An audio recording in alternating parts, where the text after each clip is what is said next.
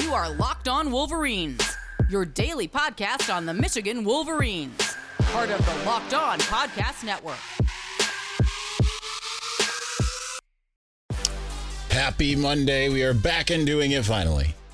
Locked On Wolverines podcast, part of the Locked On Podcast Network, where it is your team every day. I'm your man on the ground, Isaiah Hole, publisher of Wolverines Wire through USA Today Sports Media Group.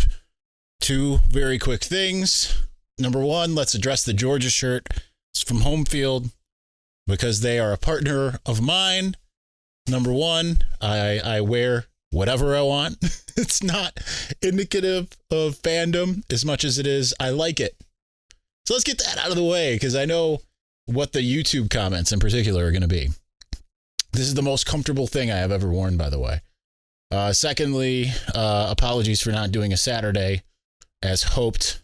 Still have not figured out my sinus/jaw situation. Still working on that.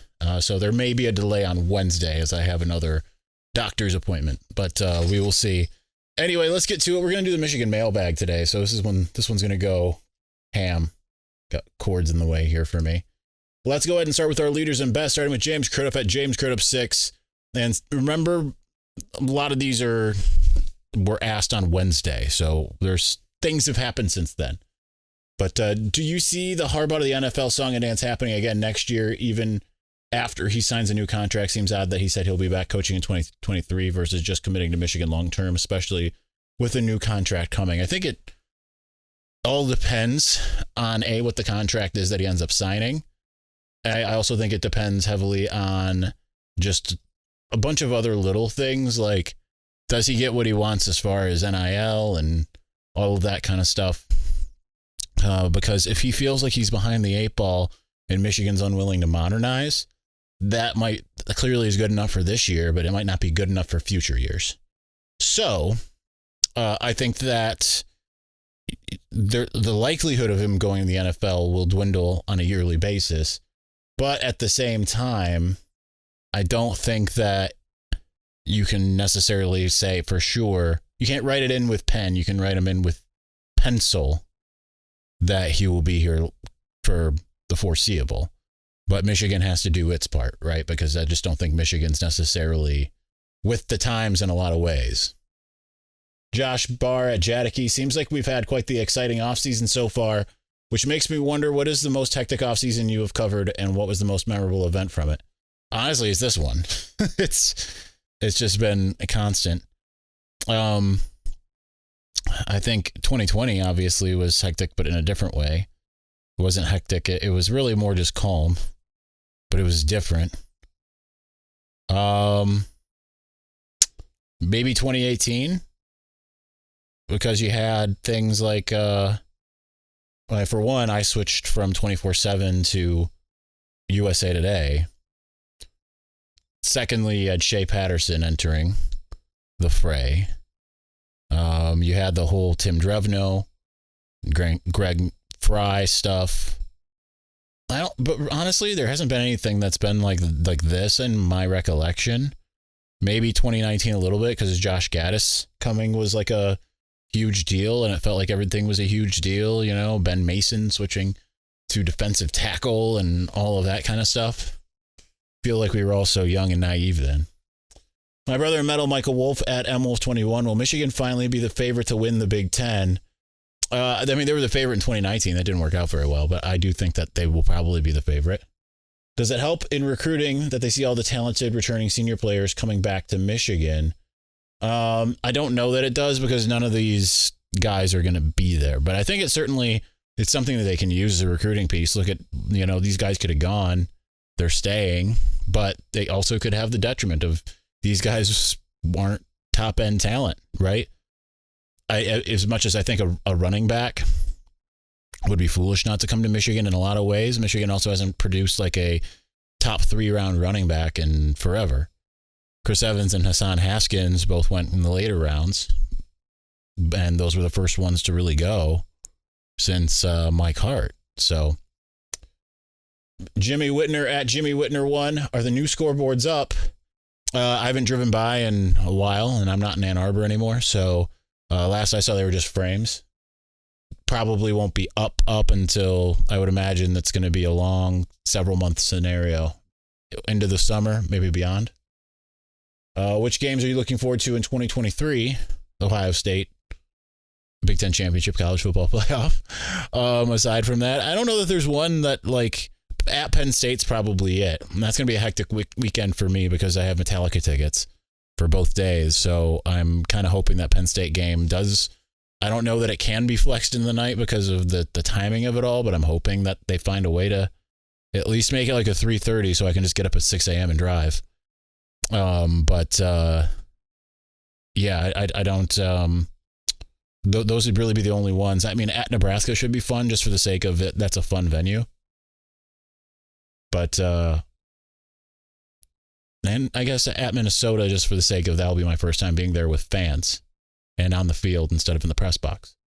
Not looking forward to two back-to-back travel dates that require flights. That much is certain. Lots of flights this year. I think this past year I flew to one regular season game. That was Rutgers. This year I have to fly to 3. Nebraska, Minnesota, and Maryland. It's kind of crazy.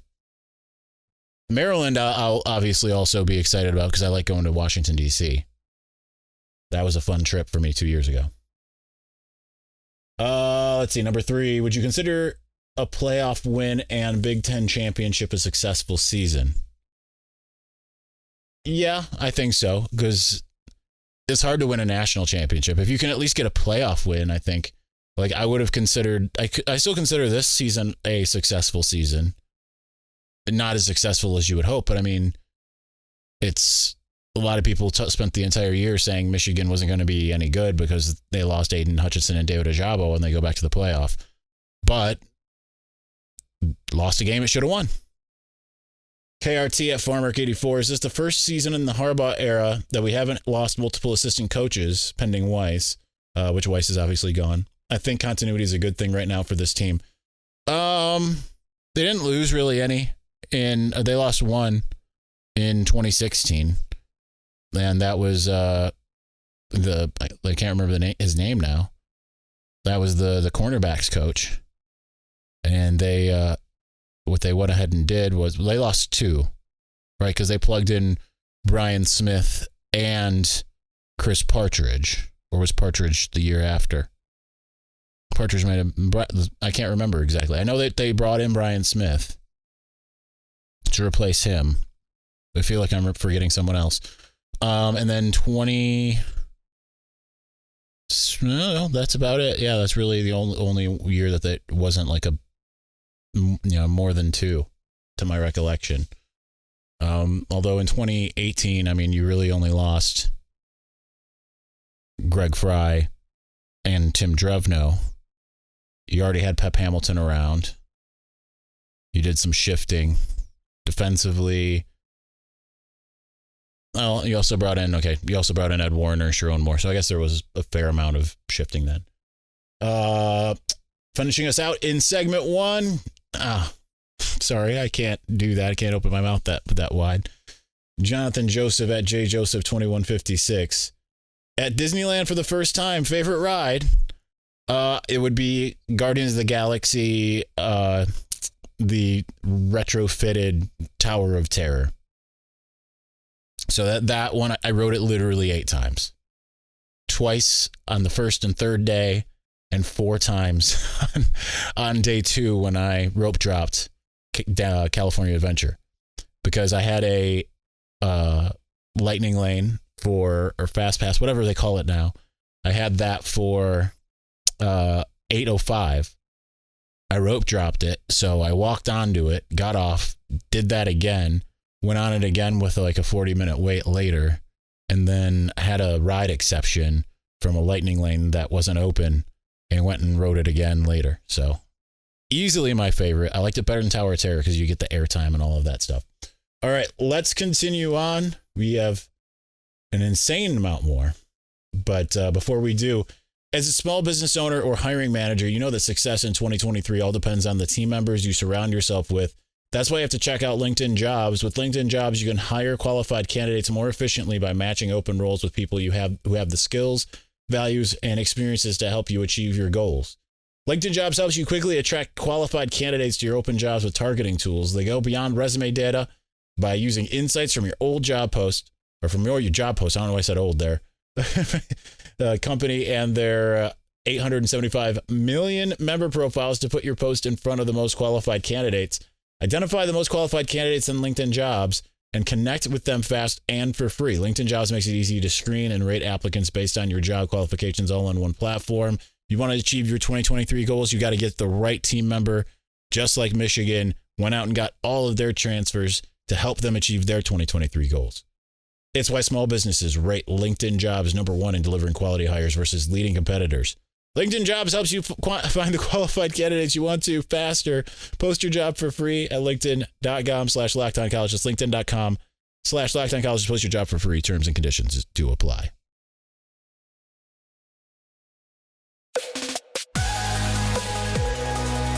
All right, there was, I always stammer when doing these ad reads.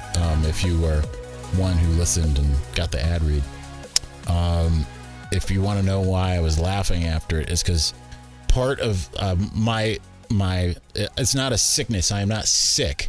I just have some inflamed stuff going on in my face from the jaw up through my sinuses, and it just hurts to talk. And I was laughing because I kept on opening my mouth just a little too wide, and it just caused a searing pain all the way through my face.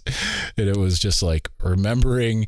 So then, like, I started then like trying to keep my mouth more closed, and then I was stammering and being a little bit mush mouth, which is why I was laughing through that. If you want to know the inside baseball for my own mind.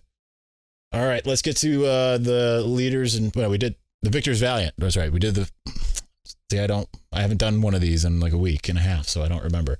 Victor's Valiant, starting with Jim at Jim in the North. Should we start worrying about a JJ heir apparent? Well, that would either be, I mean, that would be whoever the 2024 guy probably is, unless Davis Warren ends up being the guy. And I wouldn't worry anyway, because if they don't feel like Davis Warren can be the guy to lead them, and they don't have a 2024 guy, and or they do, and they don't want to start a freshman, transfer portal is a thing. It is a different world. So no, you don't have to worry about necessarily getting homegrown talent. You know, if Michigan needed to go and get like a guy like this cycle, like a Spencer Sanders or a DJ Uiagalelei, they could have done it, right? So I'm not that concerned about that anymore the way I used to. How can we take the NCAA seriously? Texas A&M is doing pay to play. We had tampering with Worthy, and they mail us on email and burgers. You can't really take them that seriously. It's, I mean, they're not doing anything with the email. That's a completely separate matter. It's just the burgers, the receipt. It's more the obfuscation by Jim Harbaugh that they are upset about. And it is ridiculous because there are so many more blatant issues going on in college football. And for this to be the one thing that you're like, yeah, you know what, we're going to get after you. It's just a joke. It's an absolute joke. Do you really think Santaono wants to limit the independence of the athletic department? I don't think that he's doing that. I think he's trying to make it flourish in ways that it isn't at the moment. I think he's trying to push it into the 21st century. And then once it kind of is gotten the memo, I think it's going to shine. It's going to get better. Going to watch Mandalorian season 3. I mean, absolutely. That'll be probably be like a, 3 a.m. I'll still probably be up because I have insomnia, and I'll end up watching it right away. Or I'll wake up first thing that Wednesday morning and watch it. But yeah, I am stoked for it. My really, really good friend, Mike Weiss at Canada_Mike, longtime listener, first time question asker. I know, man. I know. What is the ideal recruiting strategy for elite quarterbacks, and how had that changed since the transfer portal opened up? Well, kind of touched on that obviously a second ago. But I think that Michigan can feel comfortable putting all its eggs in one basket, knowing that if it strikes out, that there will be quality candidates from other schools looking for different opportunities. And we've seen that work at certain places. I mean, heck, it worked at Michigan a little bit with Shea Patterson, maybe not to the degree that everyone thought it would. But you look at like Bo Nix at Oregon, Caleb Williams at USC. I know it's a little different because he followed his coach. But I think that Justin Fields at Ohio State, it's becoming a more commonplace situation where you can get in a top end guy from another school. But obviously they got to clear admissions. And if they're not like a senior, then there has to be extenuating circumstances if they don't want to sacrifice a bunch of their credits, all that kind of stuff. But keep in mind, Cade McNamara and JJ McCarthy are really the first Harbaugh recruits to get, a full season of starting essentially. So I just don't think that it's that big of a deal. But as far as the circumstances changing, as far as how you recruit them, I don't think it's about the transfer portal as much as it is just showing the success that you have if you're Michigan. And I think the issue is when you're run heavy, even though Jaden Davis seems to like that, for instance, you really want to be able to show a guy how they can shine, because quarterbacks generally aren't, especially 5-stars, aren't going to go to schools where they're going to be a game manager. Now, JJ has been unleashed a little bit more and more, but and I'm sure he'll be that much more in this next year. But I think that's the big thing. Perry Mitchell at Perry Mitchell 08. I'm a Dallas fan as well as a Michigan fan. Jake Moody to Dallas confirmed. Please say yes. I feel like it's going to be top of their list given what Mar looked like. I mean, even yesterday. So, Spencer Whitmore at Spencer Whitmore. If Juwan misses the tournament this year, do you think his seat starts getting warm next season? I think it starts to, yes. Because I think that the record hasn't looked good. The development hasn't looked great. The last 2 years have not exactly lived up to the expectations that many have. The roster, while it has a lot of talent, is not built out very well. So, yeah, I think it is certainly feasible to say if he misses the tournament, it'll get warm. I don't think it's going to get hot. I think it would take another year of middling for it to get hot. All right, I'm going to keep going kind of quickly just because I don't have a lot of breath in me. Mark Z at Mark Zimke. I started to think about next year's starters and counted 14 players who should be drafted. That's good PR and all, but how much pressure would that be on the 2024 team if Michigan makes it to the playoff again this year? I don't think it's that necessarily a lot of pressure. I think it becomes the program expectation. I think you're thinking through things in the lens of what Michigan has been kind of historically versus, like, I don't think Ohio State, for instance, goes into the season, no matter what the roster looks like, new quarterback, like they're not going to go into this next year being like, well, hopefully we can live up to the team that ended up making it to the playoff the year ago and more. I think that they're thinking about, like, this is the expectation. I came to Ohio State with this expectation. And I think now Michigan, especially if it makes it again, one, like I've said before, one is an anomaly, 2 is a trend, 3 is just, that is who you are. Right? Think of Oklahoma as being a school that always goes to the college football playoff, but loses in the first round. That is who they are. If Michigan goes again, then it's, especially if it wins another round, then it's climbing still. If it goes and loses again, that just maybe is who they are. And I think that would be the expectation. I don't think it's a pressure situation as much as that suddenly becomes just what your program's expectations are. And that's why when you go like 10-2 as Clemson, it's disappointing. Let's see.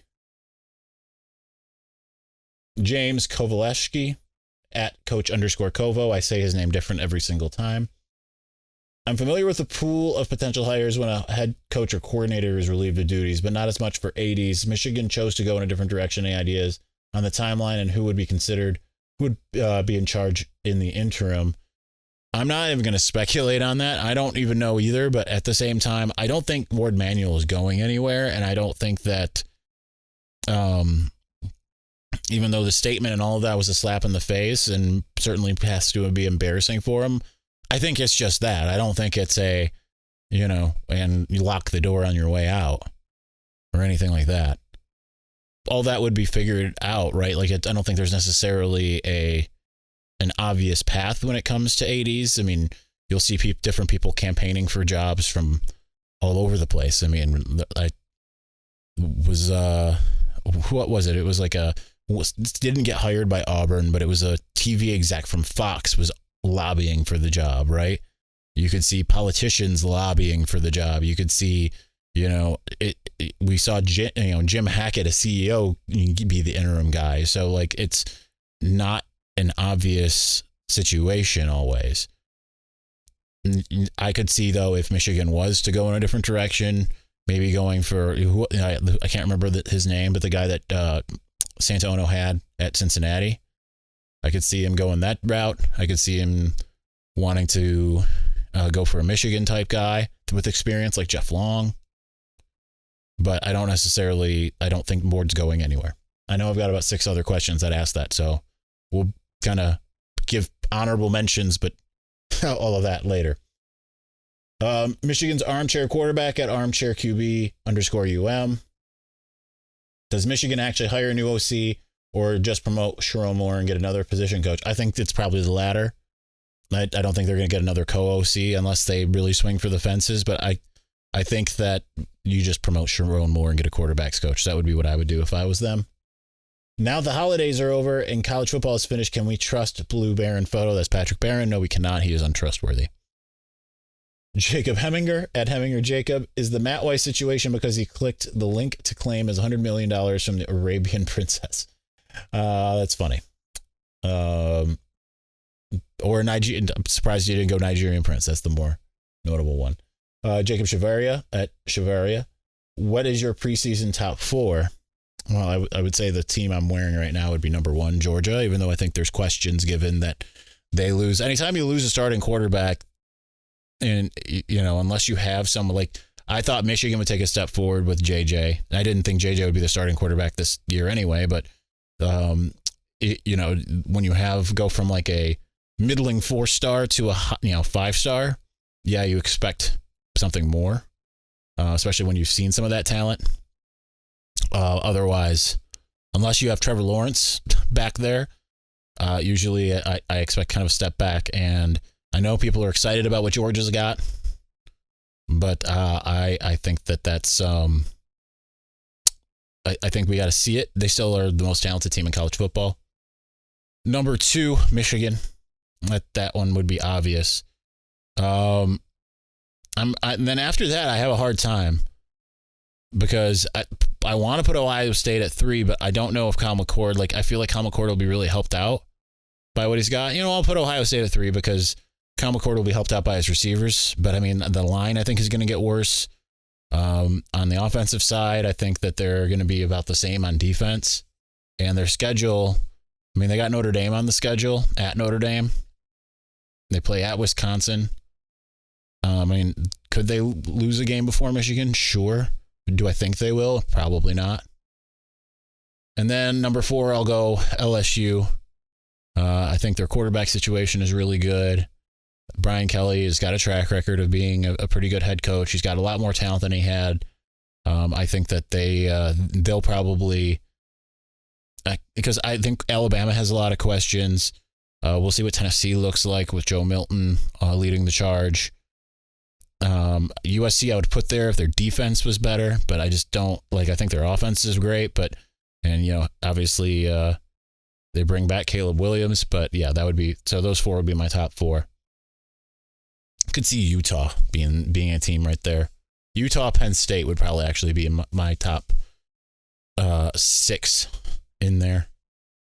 All right, continuing on. Anton Sesmita Mangala at Sesmita Mangala, who's your least favorite sports talking head and why is it Paul Feinbaum? Actually, I don't know that it is Paul Feinbaum. I don't know who it would be at this juncture, partially because I don't watch a lot of non-podcasts. I don't watch ESPN unless there's a game on, generally. It would have been Doug Gottlieb for the longest time. I've never really been a big fan of his.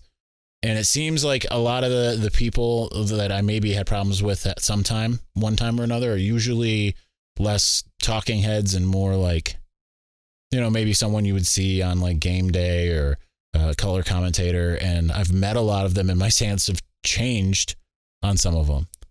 I'm not going to name names because that's just not fair. But Doug Gottlieb's the only one that really irks me a lot. I feel like Paul Feinbaum is a shtick. I kind of enjoy him sometimes when I see him. But there's no one that really sticks out to me there.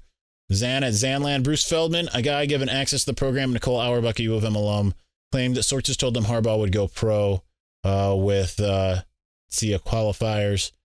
I believe it was Austin Meek and Nicole Auerbach, not Bruce Feldman. They were wrong. We'll never get the apology we deserve for the chaos they unleashed, but are we wrong to call them out for it?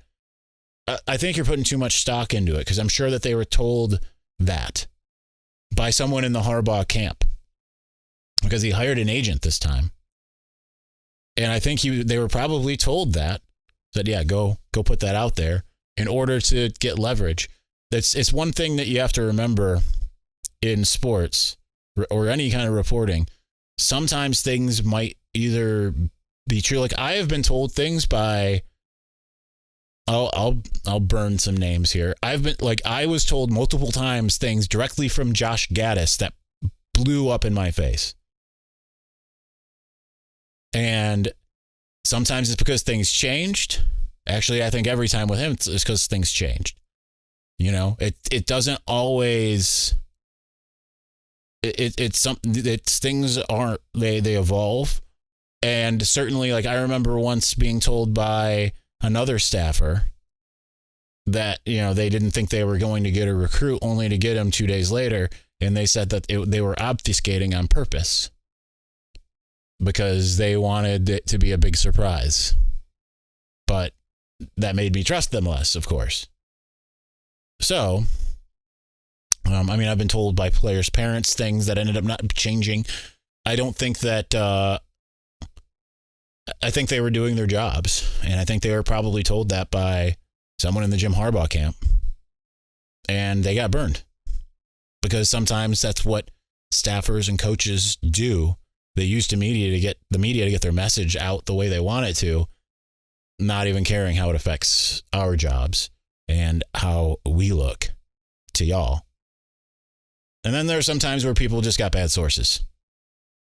But remember all the times that I've been on this podcast and I've said someone that you all know that you would really trust, if they told me this, that's an example of some of that, right? Adam Kasel finishing us out at Adam_Kasel.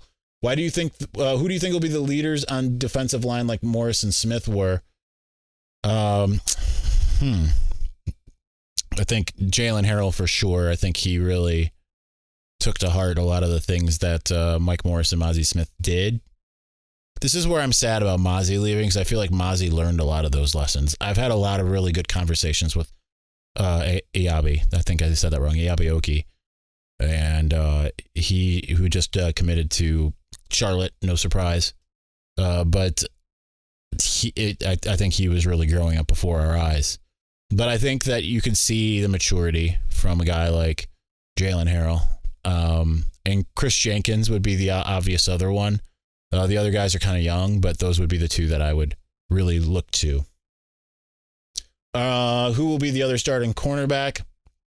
I think that they're trying to get after someone in the transfer portal. I would bank on Jaden McBurrows at the moment. Does the basketball team make the NCAA tournament? I'm going to say no, because I just don't see a lot of redeeming qualities for this team. It just does not seem like a team that has its ish together. And it doesn't seem like a team that is just suddenly going to figure itself out. It just seems very disparate. So they could. I'm not saying it's impossible, but I'm not feeling it this year. All right, we're gonna continue on here in just a moment.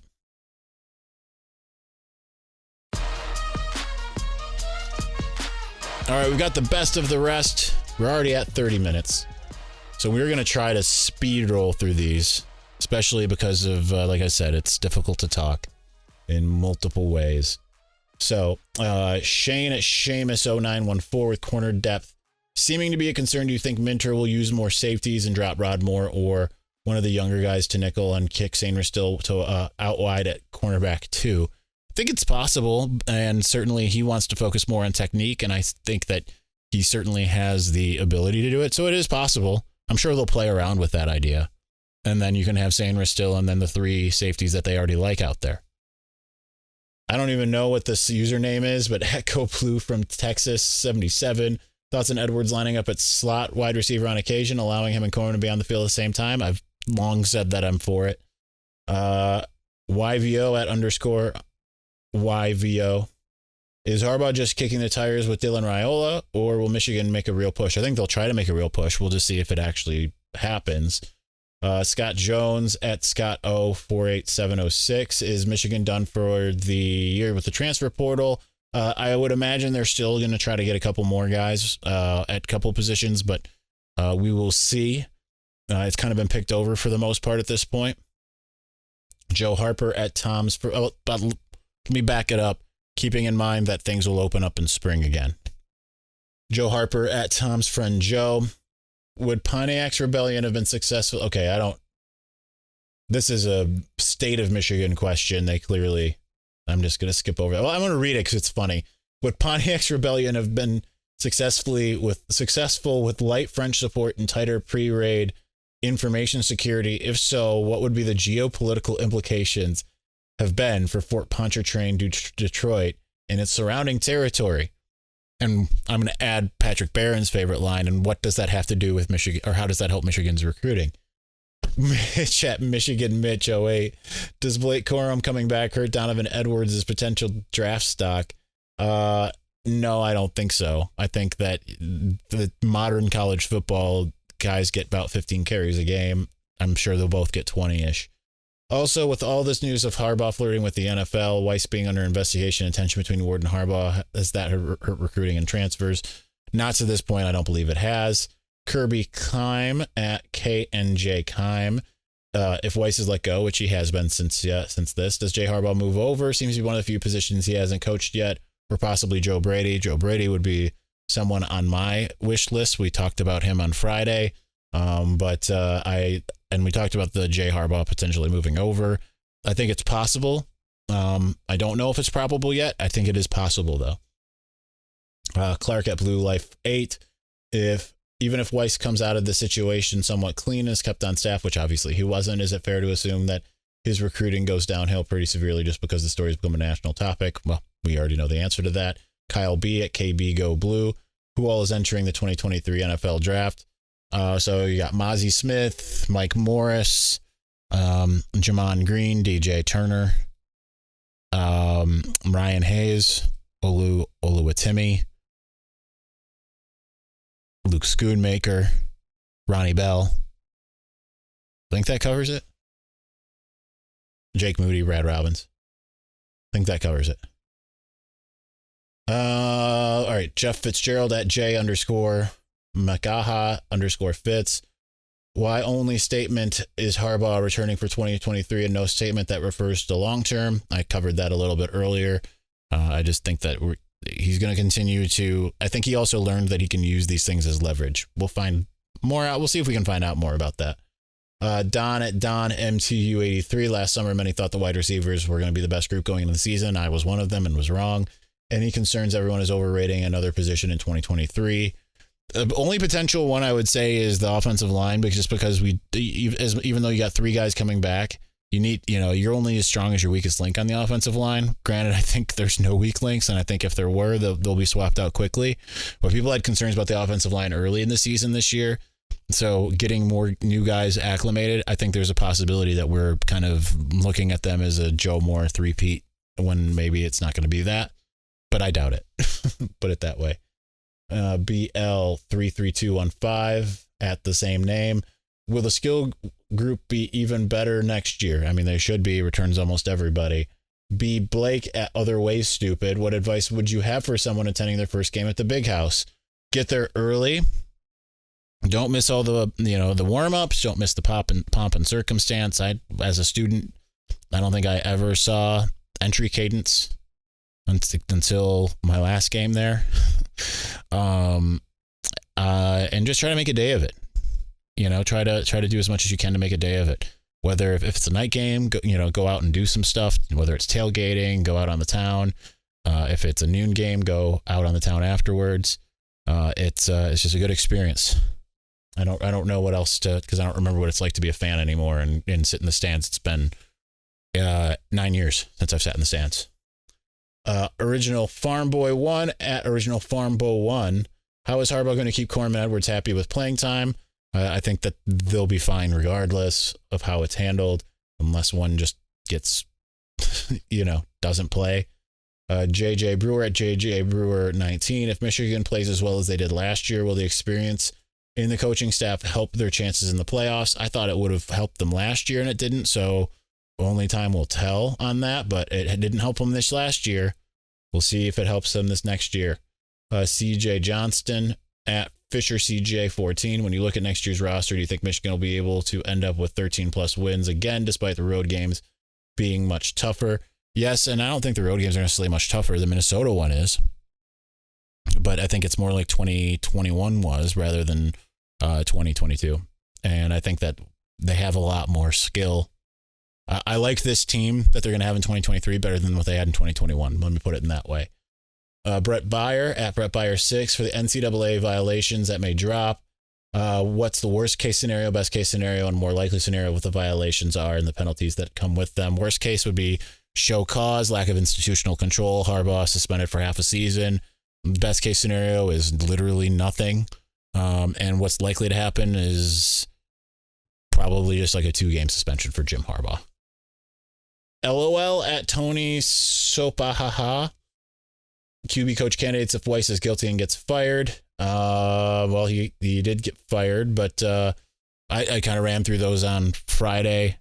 Kurt Campbell would be one. I think that would be one of the main ones. I know that they talked to Brian Griese. I don't think that's going to happen personally. Also don't want personally. Jimmy Doherty would be high on my list. Apparently the wide receivers coach from Baltimore is someone that they're looking at. And that would be the probably the main ones. Jacob Gray at Jacob G 1118. Will we get Jaden Davis? I think they still trend for him. But the longer he doesn't commit, the worse it looks. I'll always remember Laquan Treadwell, Gary Klein at Klein Gary. Any chance Michigan tries to get AD Mitchell? I don't know who that is, but I don't think that you're going to be seeing an AD change, at least right now. And Sean at Great White 85. Michigan going to get hit with lack of institutional control for all of these problems? I highly doubt it. All right. If I would have spent time answering all of those, this would be a 50-minute episode. I would have spent my normal time. Anyway, thank you for bearing with me, literally. And thank you for watching. Thank you for listening. We'll be back on Tuesday. We will have another mailbag this week. And whether it's Thursday or Friday will remain to be seen. But we will talk to you again soon. Peace.